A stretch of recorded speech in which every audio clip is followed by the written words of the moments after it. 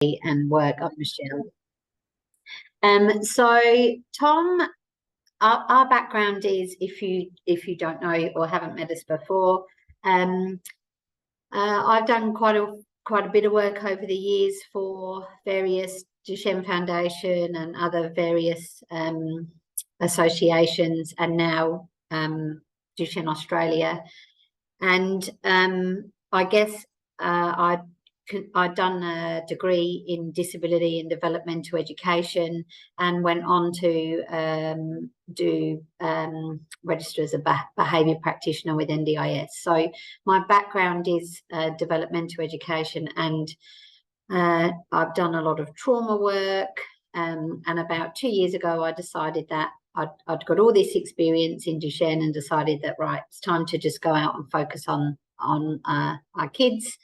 I've definitely got better at stopping myself from saying boys, because I know that there are rare girls out there in Australia. So, you know, correct me if I keep saying boys. I don't mean to. I mean to include girls as well. But yeah, so a couple of years ago, just decided that we needed to have somebody in the field here in Australia working with our children. I say our children too, because I'm a parent. I also have a son who's 16 with Duchenne. So, and about 18 months ago, I had Tom come on board. He did a placement with me, and he was so good at the end of the placement that I didn't want him to leave. So I asked him to hang around and stay with me. And he's done a degree in disability developmental education and also in teaching. But we've pulled him over from the dark side, and he doesn't want to be a teacher. He's going to stay over here in disability, which is fantastic. Yeah, I was therapy assistant for probably about a year. I'd say the last year as a therapy assistant, and I just graduated at the end of 2022. So I just got a message from there.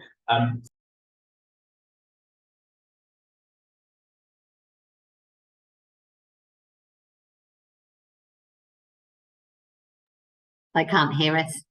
Can they not? You were muted. Can they not hear me through your laptop? Sorry, Tom, yes, you did get a message to request to unmute you. I apologise, but yeah, I was just hoping you'd use your mic. Yeah, everyone can hear me now, yeah? Yeah, so I was just saying, in the last year, I was a therapy assistant under Michelle. So that's kind of how I got started, working with the boys and meeting them and everything like that. Not the boys, sorry, and the children, yeah. So that was kind of how I got started, and then I graduated at the end of last year. So since then, I've been working as a fully qualified developmental educator, as well as a teacher, but again, kind of moving away from that field more into just developmental education. It's been good. So yeah, we can draw the slides up. Is that? Yeah, let's do it. Thank you very much for the introductions. And Tom, there's nothing wrong with being a teacher. And if there's any other teachers here, we'd love for you to share your experiences as well. I'm not a teacher. But yeah, I don't think it's always the dark side, Michelle.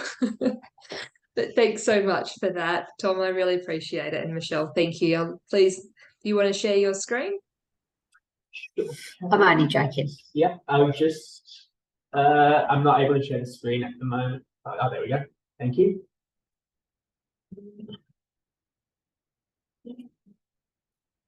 I hope everyone can see that. Yeah. Let's go to the next slide. They don't need to know any more about us right now. Okay, so we do spend a lot of time working with schools. We have a lot of kids from all ages that I guess start to struggle at school somewhat. And, you know, we know with these boys that sometimes they are a little bit delayed from their peers. And sometimes when that distance between their peers start to become bigger, we do get asked to come on board and work with the school in terms of the kids and supporting them. So this is the stuff that we're going to present is stuff that we have found really useful whilst working with schools. I mean, we probably work with about 30 different schools, half of them in this state and half of them in other states. So we have to really be mindful of how schools work, how systems work, and just make sure that we're really, you know, we're being mindful of all of those things. So I guess some of those things that we find helpful to begin with, and when we're asked to work with families, one of the first things we like to try and do is do some key stakeholder collaboration with school and therapists. So, you know, we like to have the parents' input, leadership's input, teachers' input, but also other allied health. So some schools will have their own allied health. They'll have OTs and speeches, or some might have an OT and a physio. And then we know often with these kids, they all have their external allied health as well. Often their hydro and their physios, OT, speeches. So what we really need to do actually is collaborate all those people together. So we don't want the school ones working with the kids, and then the external ones, the home community-based NDIS ones working with the kids, and then there's no collaboration. So it's really important that when we have team meetings or leadership meetings that, you know, we bring everyone together around a table and start to talk about those things. Yep. So for those who don't know, this is my lovely friend Donna in this picture with her family. Donna and I, over the last 10 years, have spent a lot of time presenting on success at school. And I think we used her picture, she won't mind. What we wanted to present in this slide was that, you know, parent consultation, we know that the parents are the experts. Sadly, schools don't always listen to parents. They often need to hear things to come from or come through their therapists. But one of the things I would really recommend with schools is just asking for them to communicate with you, and to, you know, whether that's through Seesaw app or emails or calls. It's really, really important that the school keeps communication open with you. And I think one of the problems that come off the back of that is that a lot of the boys have really poor expressive language. Even those kids that don't have learning difficulties, these boys are quiet boys. Most of the time, the one person that they're able to really explain things to is mum. Mum tends to draw most of the information out of them. So sometimes what happens is something may have happened at school, and they come home and they give mum the key pointers of something that's happened that day, and mum has to try and put the pieces together. Just, oh yeah, let me figure out what they're talking about here. And sometimes things can get a little bit distorted, and then you go back to the school and kind of say, can someone let me know what happened? Something happened today, he's tried to tell me. So it's really important that talk and that flow between leadership, teachers and parents stay open. And it's really important as parents to try and find a way of getting that communication, or having a key person at school that you can go and ask, or, you know, you can email and say, hey, can you give me the heads up on what happened today? And some things are good things and some things are negative things, but it's having that two-way conversation with school. Just as we go along, please feel free to put up questions in the chat room, and Clara she can filter some of those questions through. All right, so something that's really important in terms of schooling is assessment. Now, we know that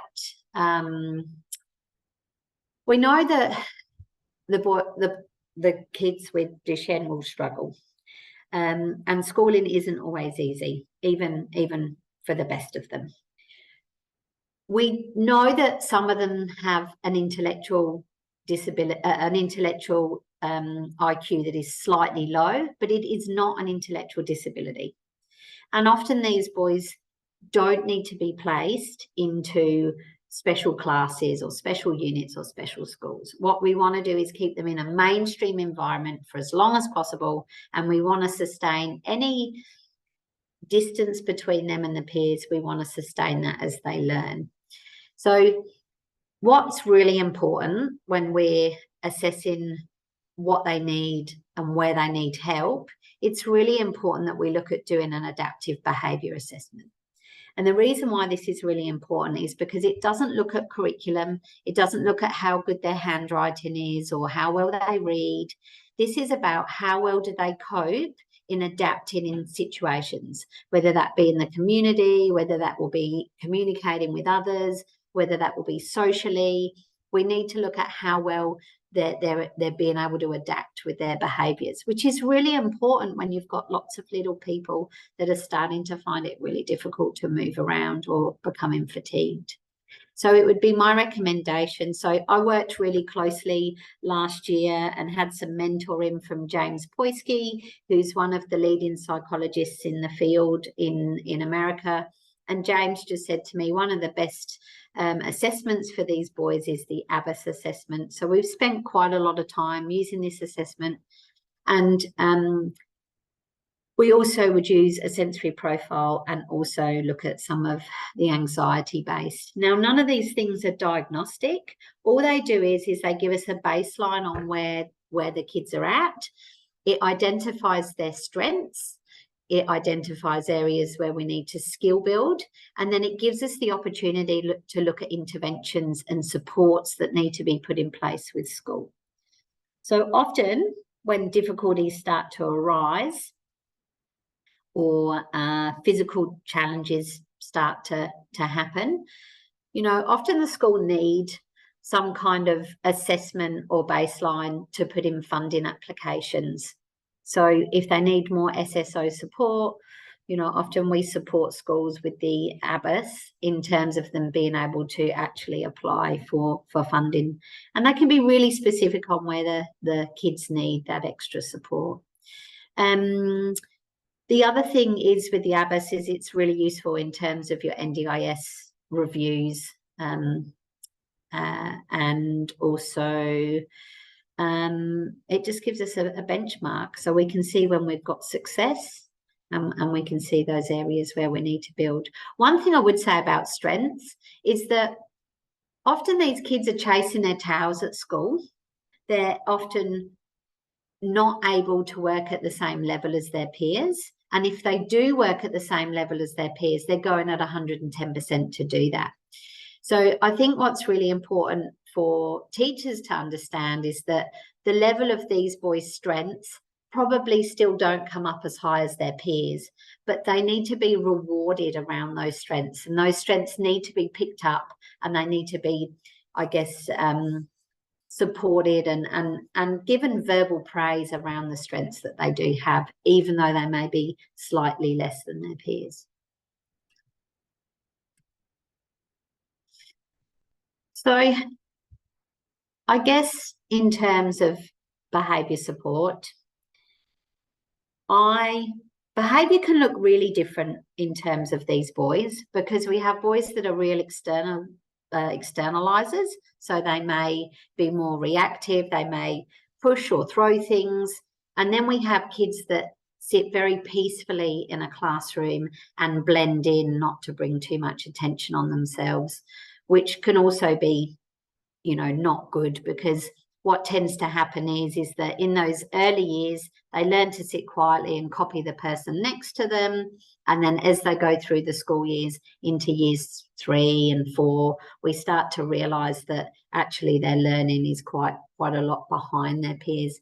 And that's because they've spent some time sitting very quietly, looking like they're doing work when really they're not. So in terms of behaviour, we have to be really careful, because sometimes internalising behaviour can be just as detrimental as externalising behaviour.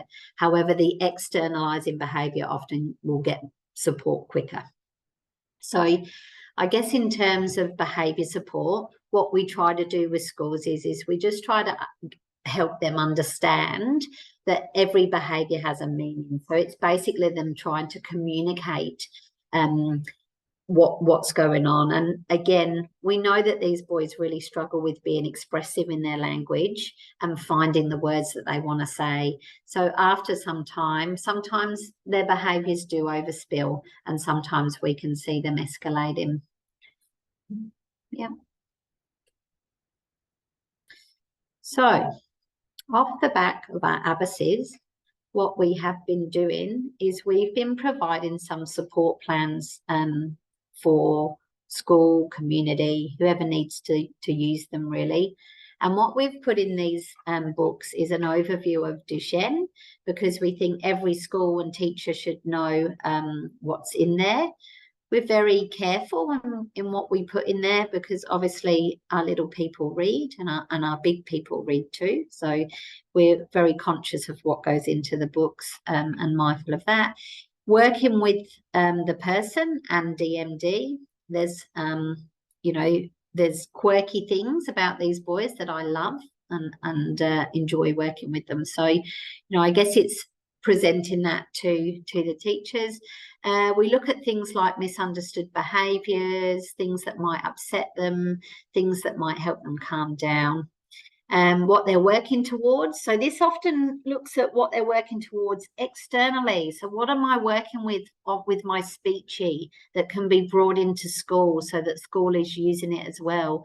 What am I using with my OT? Am I using the zones of regulation outside of school? Can they be brought into school so that they're also being used across that environment as well? My likes, my dislikes, my motivators. Your motivators are so important for these boys. And we'll talk a little bit more about that further on in the slides. I think that I see these boys getting quite rigid from quite a young age. They can be have quite a lot of rigidity. They find it difficult to generalize and be flexible in their thinking. And again, I think some of this also comes from when we look at the North Star and we start to see a little bit of a decline, we then would see these rigidity and these behaviours coming up, and we know that from the age of sort of 7, that things can start to become trickier for them. We know that their communication can be misunderstood. Teachers will say to me, but he talks really well and he's got great vocab. There's nothing wrong with his speech. But when we try to then, when we try to explain to them that they need support around that communication, we can put all that in the book, and they can also work with the kid. It just gives them some guidance. The other thing is with the books is that if that information is there and provided to the teacher, whether it's a new teacher, a new SSO, a NIT teacher, they can pick the book up and they can just get that information that they need. So, yeah, just down that one, Tom. So, depending on which state you're in and where you're up to, you'll have a negotiated education plan or an independent education plan or a one plan. If you don't have one of these for your child, even in kindy, I would start to talk to the school about getting one. I think it's really important early on to look at the child's needs. And even in terms of assessment, we can do assessment from 0 to 5 and then 5 to 21. So, and most OTs would be able to do the ABIS assessment. So, yeah, so you use your OTs in terms of assessment if needed.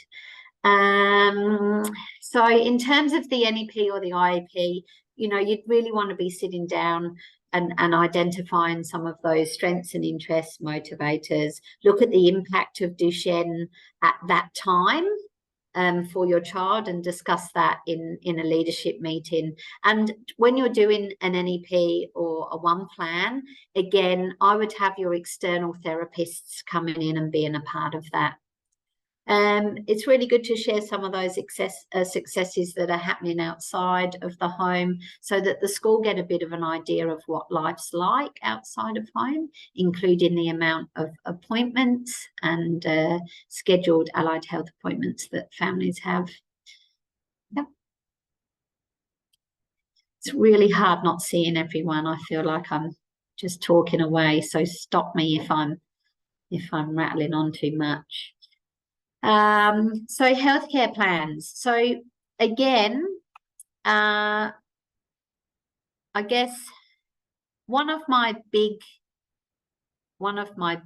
worries is always the first aid and steroid plans. And Cara, I'm not sure if you guys have got your emergency cards done but there's a few floating around. PPMD do a really great plastic one. although it's a Parent Project Muscular Dystrophy in America do a plastic laminated one that can be ordered. We also, you can get a cardboard one. But what I like about the cards or the emergency cards is that it states those things that the boys with DMD are vulnerable to or could be detrimental to them. So there's things around some anaesthetics. And I guess I always say to schools, it's not a plan, it's a card in case you have to call an ambulance.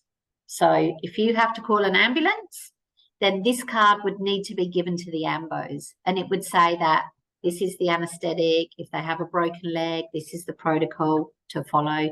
We had a young boy here in SA. He had a fall a little while ago, and he knocked his front teeth out, and Mum was quite distressed by the time she got up to the hospital, and she said, I just remember you telling me to get the cardboard card out and give it to them. And you know, they said at the hospital, this is fantastic, because it just gives us everything we need, and we know what to do so that, you know, we're not going to cause more of a problem to the kids. So I would say to make sure that all your schools have a card, not just if they're on steroids, because it covers other things other than steroids. The other thing you can do with that as well is get an alert bracelet, and it can be attached to the file on the alert bracelet. Transition and positioning plans. So even if your kids are on their feet and they're running around, and I would still have your physio reviewing the environment, both internal physios and external physios, because your internal physios in a school are not going to have access to your North Stars. They're not going to have any idea around what physically is coming next. Your physios that work in the community under NDIS, they are more likely to know around transitioning and equipment that might be coming up, and would be able to talk with leadership in the school more clearly about what's needed. Healthcare plans, continence plans, and oral eating and drinking plans, which I haven't put on there. But you know, you're looking at your physios, your OTs, and your speeches to review all of those things, and to be in communication with leadership at school, so nothing is missed. Inclusion. Gotta love inclusion.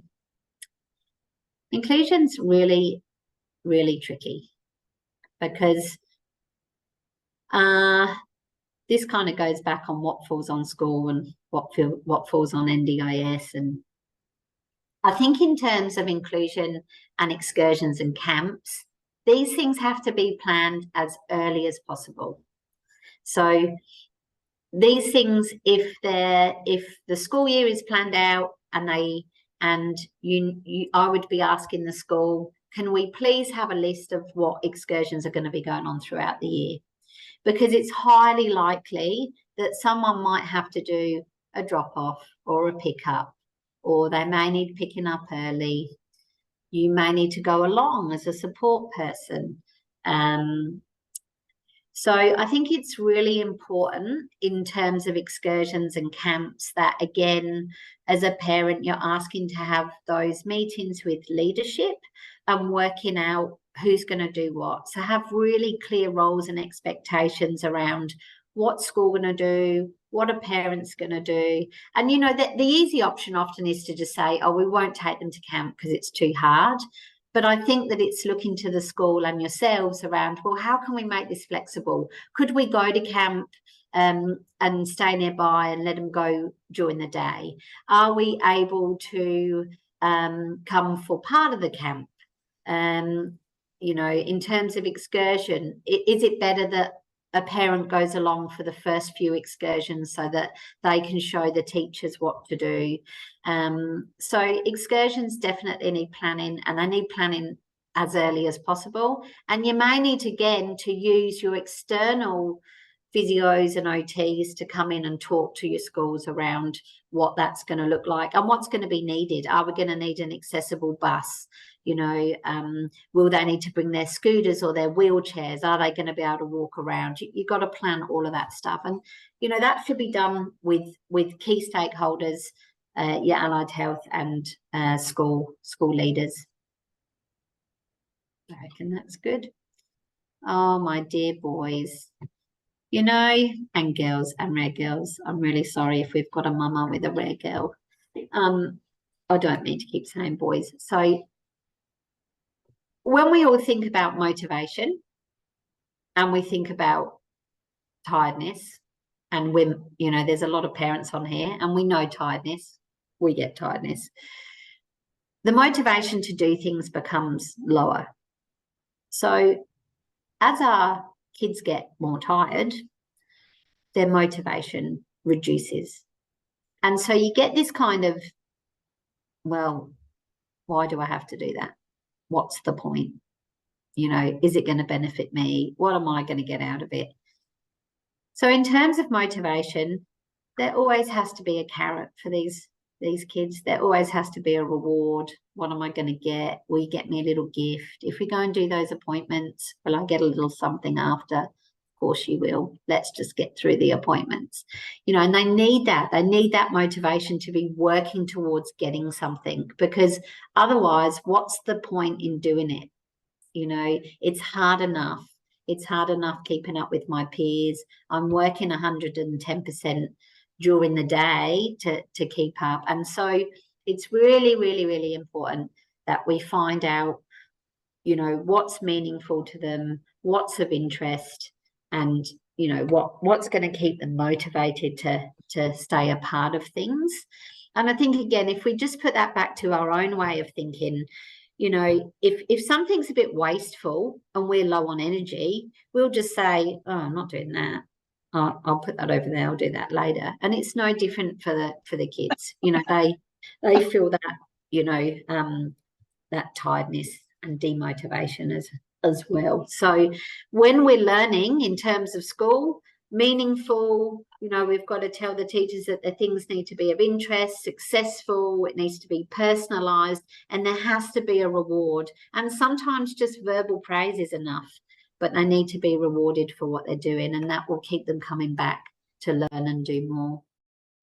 I think just on that as well, I think for us at least, it's kind of like the importance of having that open communication across, not just between school and home, but, you know, the whole team working, because that way, you know, like from our end, in terms of sharing that support book, we can share with school and with other staff and other team members, you know, some of these interests that they might not see in that setting, but you see all the time at home or in a different therapy and things like that. So being able to kind of have that information shared across all, you know, areas, it just feels like they'd be more likely to be, you know, provide opportunities that are going to motivate them, you know, and make them want to learn. So just wanted to put that one in. Someone? That's because you're a teacher. Yeah. Okay. So I don't know the age group of you guys that are in here, but Tom and I have been working really, really closely with schools here around flexible attendance, probably more so with the older kids and some of those kids that have now moved on to homeschooling. But even some of our younger ones in year, I guess, 4 to 5, yeah, are still even really struggling with fatigue. And really, actually, the parents are getting to the point where it's very, very hard to get them to school. So some of the things we've been looking at, and more in the later years, is looking at how can we do flexible attendance. So I guess for the younger ones, we look at flexible attendance in turn, I guess, of having maybe a half flexi day where they have a catch-up afternoon, that if they're doing hydro, that perhaps after hydro they don't return to school. But when it is flexible attendance, they don't get to say, I don't want to go to school today, or I'm too tired today. What we do is we do a planned half a day, and that's their catch-up day. So that way it's not just, I guess, them dictating when they're going to go to school, when they're not. It's around saying, yeah, okay, well, Wednesday afternoon is your catch up day, we'll go to hydro and then you can come home and relax. So for our older boys, in terms of flexible attendance, so in those year kind of 10, 11 and 12, what we've tried to do is if they have flexi days, that they're actually doing something within their community. So we've got a young man down in Bendigo that we work with, and I know Mum won't mind me sharing some of these stories. And he didn't want to be involved in any disability-based groups. He just kind of wanted to do mainstream stuff. So what we did for him was that we did some research of his local area, and we found a number of things that he could be involved in: pottery, Dungeons and Dragons, things that were on during the day in a mainstream environment that he could go and be a part of. And so on his planned days when he's not at school, he's able to then go and access some of that more enjoyable stuff, so that he's not sat at home playing games and being online, but he's actually getting out in his community and accessing some of that stuff. And that was quite successful and continues to be successful.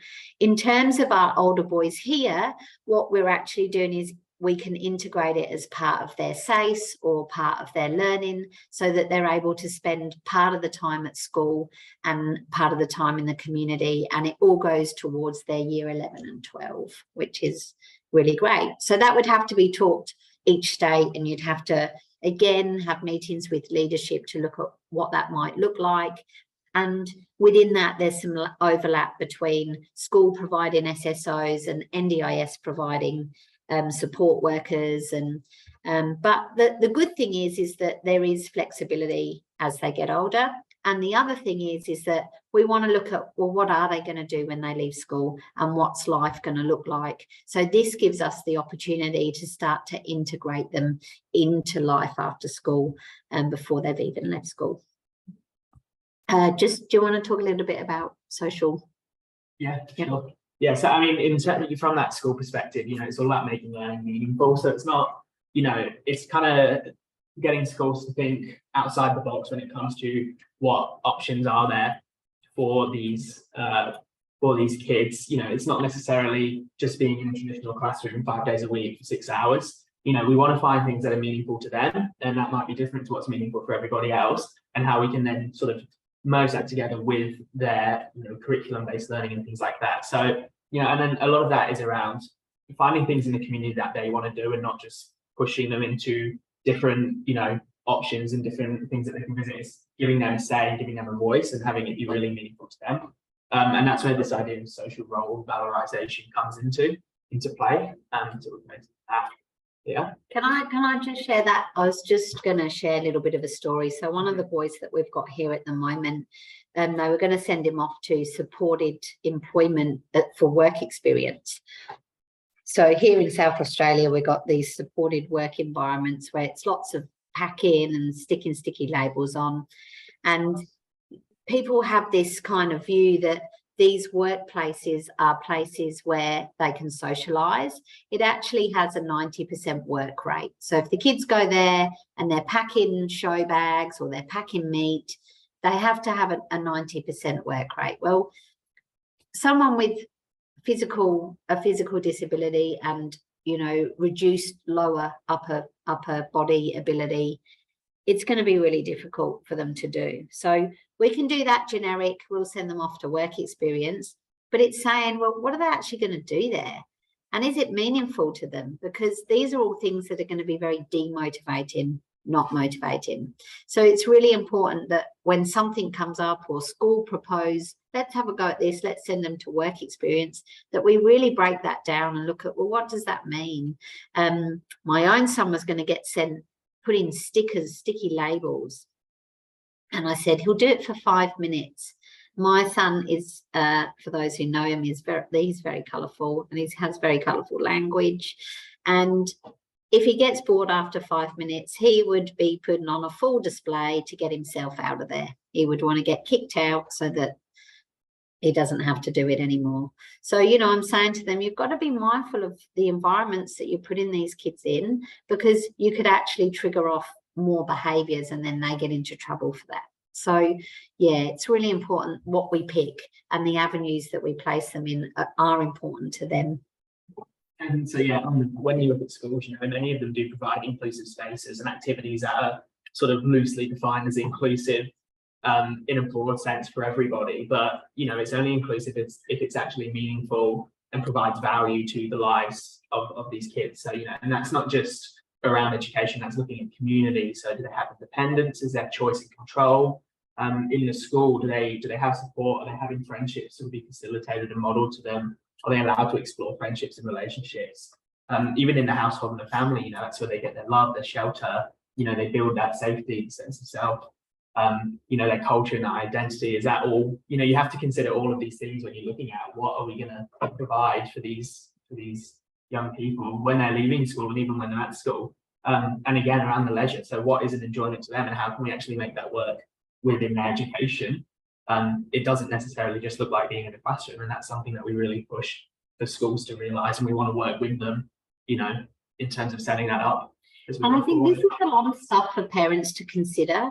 So, you know, I mean, I think this is being recorded and potentially other allied health will be able to watch it, but you know, get your therapist to support you on this stuff. Get your therapist, write some of this stuff down and say to your therapists, when we go to a leadership meeting, this is what I want you to support me on. These are the things that we need to be feeding into school.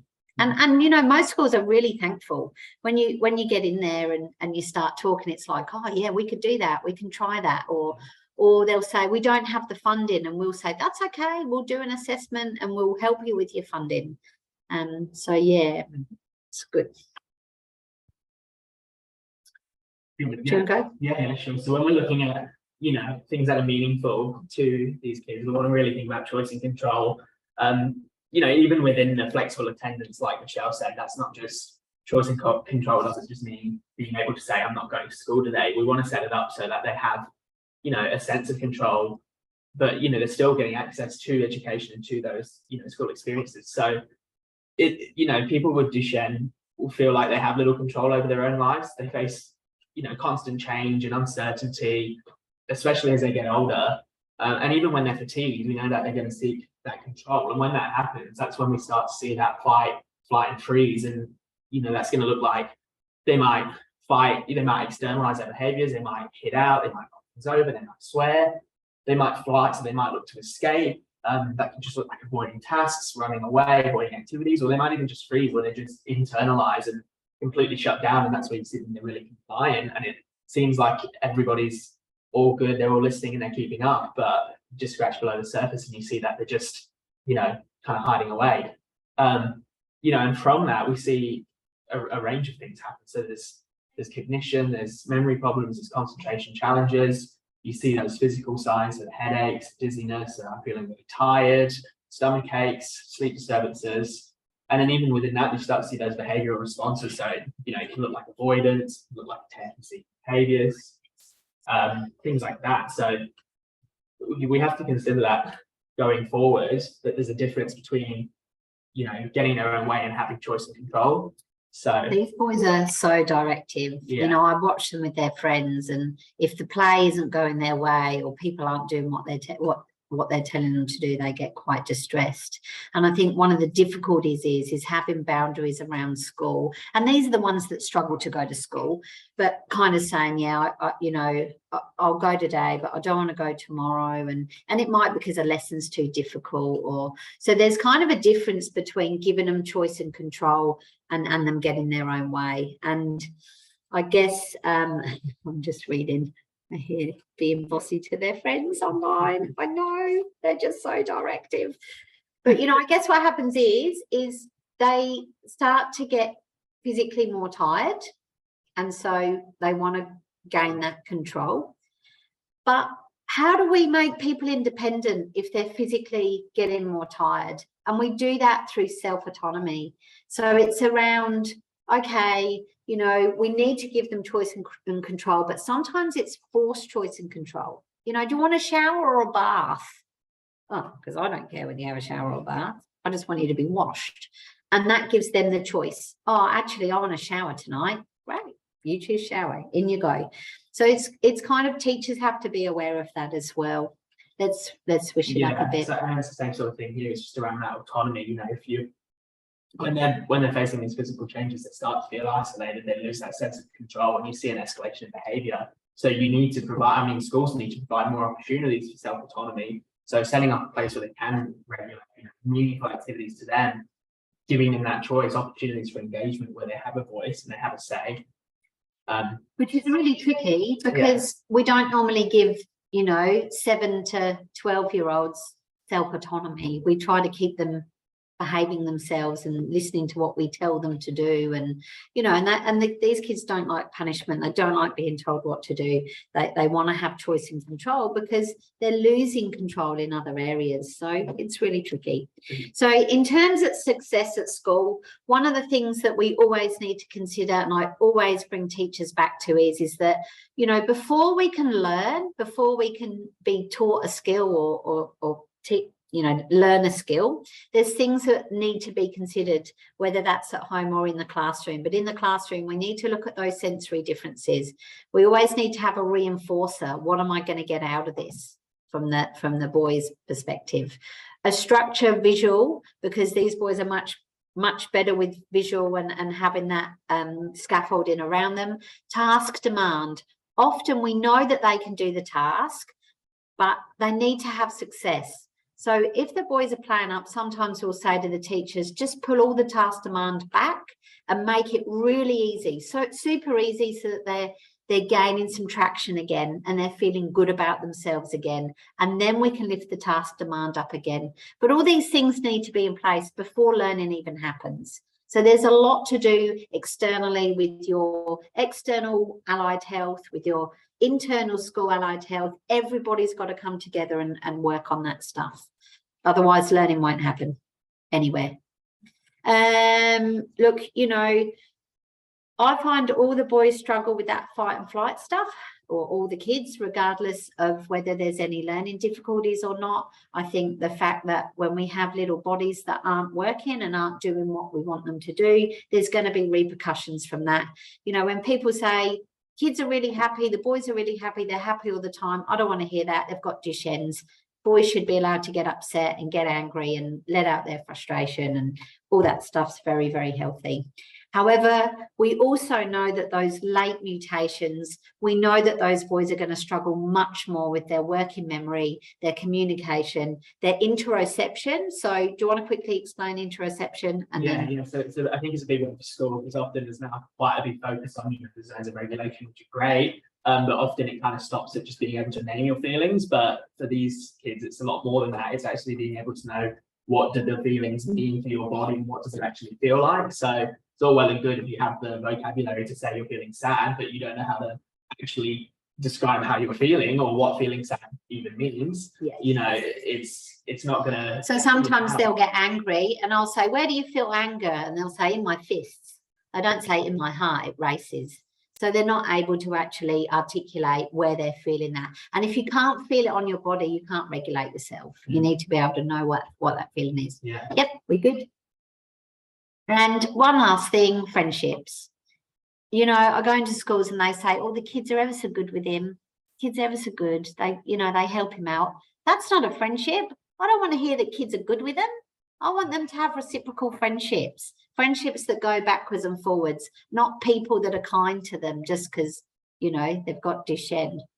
And it might look different to what you consider a friendship. We see that here. We have quite a good selection where they will say they have friends, but they don't see them as often as you might see your friend. But that doesn't mean it's not real, valued or meaningful, as opposed to those where they're just sort of being mentored, but there's no real friendship in school settings. So. I've noticed with some of our boys, more and more of them are playing online. We've got kids here in SA that are playing, interstate with kids. And that's really, really good. And it may be online, and there's a time and a place for our kids to be online. It's just not 5 days a week when they don't want to go to school. They're not allowed to do that. But it's really great that they are developing those relationships online as well with the boys. NDIS and school. Okay, I wasn't going to go massively into this. School, it's really important for you as parents to be aware of the disability standards for education.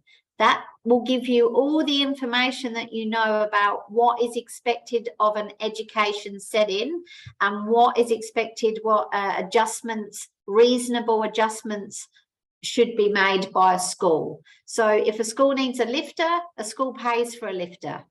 If a school needs to get a bus to an excursion, the school pays for the bus to go to an excursion. The NDIS do not pay for that. That falls on school, and that falls within those disability standards. So please pull them up, have a read through them, have a think about them. And if most of the time you don't have to pull them out with schools because we support them, but it's being aware of what falls on the school and what falls on NDIS. I always think of us as being a school and NDIS, and we run along a train track together, and we provide them with what support we can, but NDIS do not pay for things that fit underneath a school's reasonable adjustment. So have a look through those, and we can cover a bit more of that NDIS stuff when we do the age gap, the age DB what sits. Okay, thank you. Sorry, we went a bit quick there at the end, but hopefully that's been helpful. Have we got time for a couple of questions or not? Yeah, thank you so much, Michelle and Tom. That was just incredible. And your analogy of a train just then, Michelle, is that a train crash coming, or two trains running in opposite directions? We're the train crashes, us parents. We're like train wrecks every day, aren't we? Tom will tell you. Every time I come in the office, I'm like, oh God, we've had a warning. Anyway. Yeah, thank you so much. I think you've really highlighted the diverse, quirky nature of kids with Duchenne, and there's no two children that are the same, although they do share many similarities. If I could share my highlights from this, I think, Tom, you touched on that independence and control, and I think a lot of us feel that when there is a change, like my son, for example, is just transitioning from the early learning centre on his school campus to the junior school campus, and that's the independence and control there is big issue. Michelle, I love your point about we get tiredness. I think as parents, we get that, and or parents in general, not just parents of kids with Duchenne. And Kathy, I saw you have a little chuckle talking about motivation and giving gifts and treats to encourage the kids to do stuff. And the other part that I really enjoyed was, I feel like, us as parents, or particularly the mums, it is us pulling the pieces together and dragging the details out of, particularly my son, to really understand what's going on. And I think one of the things I've loved about learning from my son is that whilst Lucas is adapting to all the different changes in his life, he's teaching me to adapt to everything as we go along that journey together. There's a lot of other information that you've touched on today, which I will share, and I'll pull out and share some of the links, such as the Disability Standards for Education. I'll promote that on social media. I am going to stop the recording there, and then I'll ask everyone that's joined us if you have any questions. So just give me one moment. I'll stop